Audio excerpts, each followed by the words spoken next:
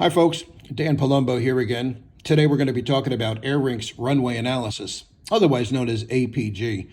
What is a runway analysis? Well, a runway analysis considers all obstacles, including some close-in obstacles, which is why the safer runway analysis distance and TERPS distances are different. TERPS is not going to give you close-in obstacle clearance. All these distances we're going to talk about are performed and calculated by test pilots in a new airplane with new brakes. Well, none of us are test pilots. We certainly are not flying new airplanes, and we absolutely don't have new brakes.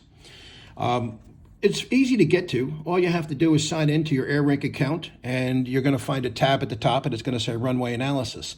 You press that tab, and you enter in the ICAO ID of the airport that you want to fly to, and you have two choices. You have a takeoff or a landing runway analysis. And of course, you want to select both, but you have to do one at a time. We're going to do the takeoff first, and when you do, the next page that's going to display is going to be the report itself. In this case, what's displayed are special departure procedures first, because we happen to be using an airport down in Atlanta, Georgia, called DeKalb Peachtree, otherwise known as PDK. Most of you are familiar with that. And there's a special procedure when you're using Runway 21. Now, Runway 21 has an ILS, and Runway 21 is the longest runway. In this case, Runway 21 also has radio and television antennas at the end of it. So clearly, if you're going to be using a runway analysis, there's a special procedure to keep you away from those obstacles. And you got Runway 21 left, a regular departure procedure, and you have Runway 21 left, departure procedure 1. The normal departure procedure is a non-RNAV procedure, and it says all fixes are fly-over fixes, unless otherwise noted. All turns are climbing 15-degree bank turns, unless otherwise noted. Maintain runway heading to PDK 1.0, and that's about a half a mile from the departure end of the runway, and then you make a left turn to a heading of 155. The one below that, departure procedure 1, is an RNAV procedure, and it says all fixes are flyby fixes, are flyby fixes, unless otherwise noted. All turns are climbing 15 degrees of bank, unless otherwise noted. And it says at the departure end of the runway, you're going to make a right turn direct to BAPI, then you're going to climb in a holding pattern at BAPI, and then you can proceed on course. So anyway, so you got your special departure procedures. And what is a special departure procedure? A special departure procedure defines a specific path to fly to maximize airplane weight and keep you away from obstacles should an engine failure occur in takeoff. And it's only on specific runways.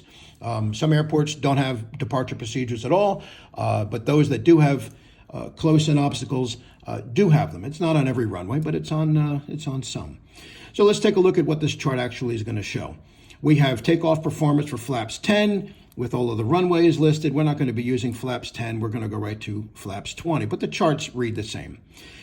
Takeoff performance for flaps 20, we have runway 3 left, 3 right, 16, 21 left, and then there's a couple of others, 21 left, departure procedure 1, 21 right, and 34.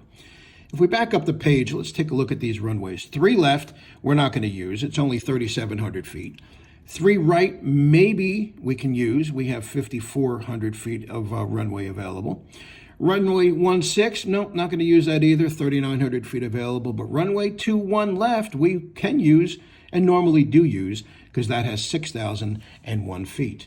Well, a couple of things to talk about here on the left-hand side. You see TORA. TORA is what? It's the total runway available. The takeoff runway available.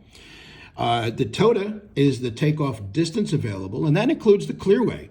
Clearway is clear of obstacles beyond the paved runway. ASDA is the accelerate stop distance available, and slope down here shows you what their slope is. In this case, it's a positive 0.21 slope at DeKalb Airport.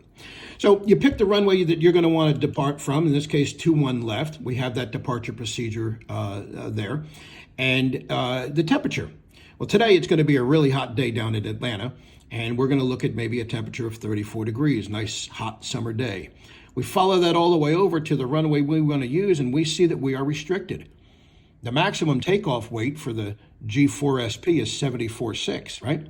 But it's telling us you want to take off on this runway at this airport with a temperature of 34 degrees. Well, guess what? Your weight cannot be any higher than 69,512, and it tells you what the limiting factor is. In this case, it says O. O means an obstacle limiting factor. There's other things in here like ST and FL, and there's 6 others. ST means structural limit, which means it's the maximum limit of the airplane. And then others such as FL would be field length limited. There's just not enough runway to take off with these temperatures. But today, it's 34 degrees, and it says maximum takeoff weight of 69,512 pounds.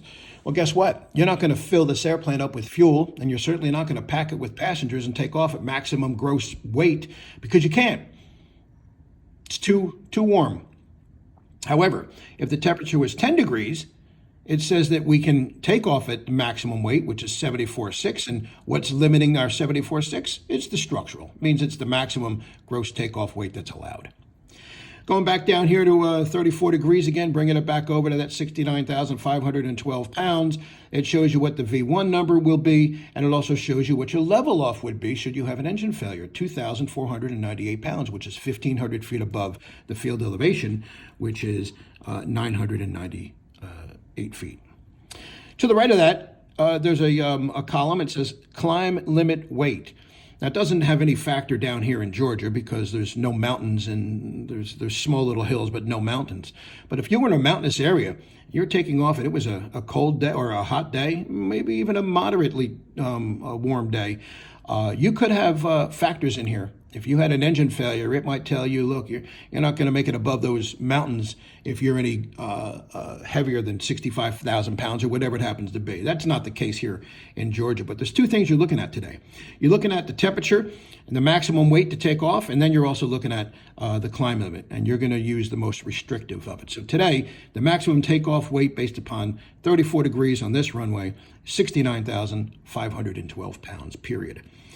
Then below that, you have calculations that you can add or subtract, such as headwind, tailwind, QNH differences, and if you're going to be using cowl or wing anti-ice. And that's it. And whether it's a 20-degree flap or a 10-degree, the charts all read the same. And that completes the takeoff. So let's do the landing. Part 2 coming up.